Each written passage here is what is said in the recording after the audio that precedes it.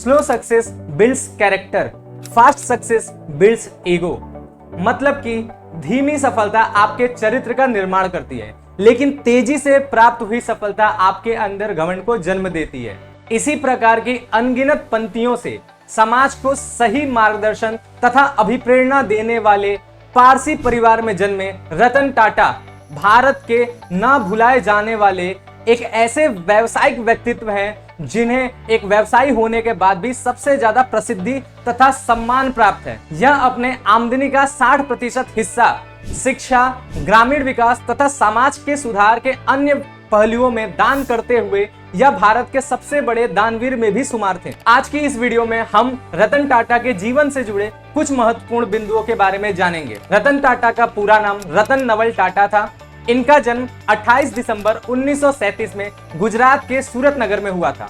इनके पिता का नाम नवल टाटा तथा माता का नाम सोनी टाटा था। इनके 10 वर्ष की उम्र में ही इनके माता पिता का आपस में तलाक हो गया, जिसके वजह से बाद में इनकी पूरी परवरिश इनकी दादी ने किया था, जिनका नाम था नवाजबाई टाटा। इनकी प्रारंभिक शिक्षा तो मुंबई के cathedral and John Connon school से हुआ था। इसके बाद अमेरिका के कॉर्नल यूनिवर्सिटी से इन्होंने आर्किटेक्ट में स्नातक की पढ़ाई किया और बाद में हार्वर्ड बिजनेस स्कूल से इन्होंने एडवांस मैनेजमेंट का प्रोग्राम भी कंप्लीट किया। 1962 में भारत आने से पहले उन्होंने लॉस एंजल्स में जॉन्स और इमंस के साथ कुछ समय तक काम भी किया। भारत आने के कुछ ही समय बाद इन्होंने टाटा स्टील में काम करना प्रारंभ कर दिया था, लेकिन सन 1991 में जेआरडी टाटा के स्थान पर रतन टाटा ने टाटा ग्रुप का नेतृत्व का कमान अपने हाथों में लिया। टाटा ग्रुप उस समय काफी मुश्किल दौर से गुजर रहा था, लेकिन रतन टाटा ने ना ही मुश्किल दौर को पार किया बल्कि टाटा को नई ऊंचाइयों तक भी पहुंचाया। सन 1998 में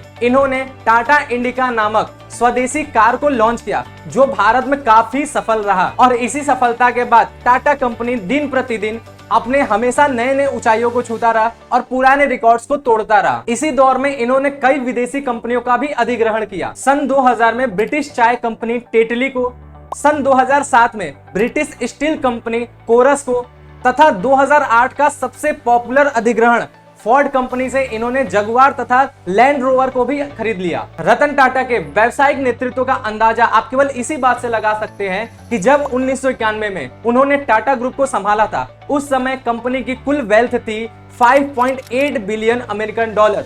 लेकिन 2012 में रतन टाटा ने टाटा ग्रुप से रिटायरमेंट लिया था। उस समय उनकी कंपनी का जो वेल्थ था वो था 100 बिलियन अमेरिकन डॉलर। यानी सोच लीजिए इन्होंने कंपनी के ग्रोथ को कहां से कहां तक पहुंचा दिया था। तो ये थे टाटा की जो है व्यावसायिक नेतृत्व की क्षमता। इसके साथ ही सन 2008 में टाटा ने विश्व की सबसे सस्ती कार बनाया, जिसका नाम था टाटा नैनो। यानी सस्ती कार बनाने का भी श्रेय इनको ही जाता है। रतन टाटा का नाम जब भी लोग लेते हैं तो काफी इज्जत से लेते हैं। कोई भी ऐसा व्यक्ति नहीं जो उनके खिलाफ बुरा बोलता हो। अगर कोई बुरा भी बोलता है तो अपने आप हम सबको ऐसा बुरा लगता है जैसे कि कोई अपने को किसी ने कुछ बोल दिया है ना बात। तो इस तरह सा जुड़ाव हमारा उनके साथ है। रतन टाटा ने आजीवन कभी विवाह नहीं किया और अपना पूरा का पूरा जीवन देश की, व्यवसाय की और साथ ही साथ समाज की उन्नति को लिए न्यौछावर कर दिया। रतन टाटा को सन 2000 में देश का तीसरा सर्वोच्च नागरिक पुरस्कार पद्म भूषण मिला। इसके साथ ही सन 2008 में रतन टाटा को देश का दूसरा सर्वोच्च नागरिक पुरस्कार पद्म विभूषण से भी सम्मानित किया गया। इसके साथ ही साथ रतन टाटा को कई ढेर सारे अवार्ड मिले अलग अलग क्षेत्रों में, जिसकी लंबी चौड़ी लिस्ट है। इस वीडियो में दिए गए जानकारी के माध्यम से रतन टाटा के जाने के बाद से देश को हुए अभूतपूर्व क्षति के लिए हम अपनी ओर से एक भावपूर्ण श्रद्धांजलि देते हैं। तो इसी के साथ हम लोग मिलेंगे किसी नेक्स्ट वीडियो में। तब तक के लिए थैंक यू, बाय, जय हिंद।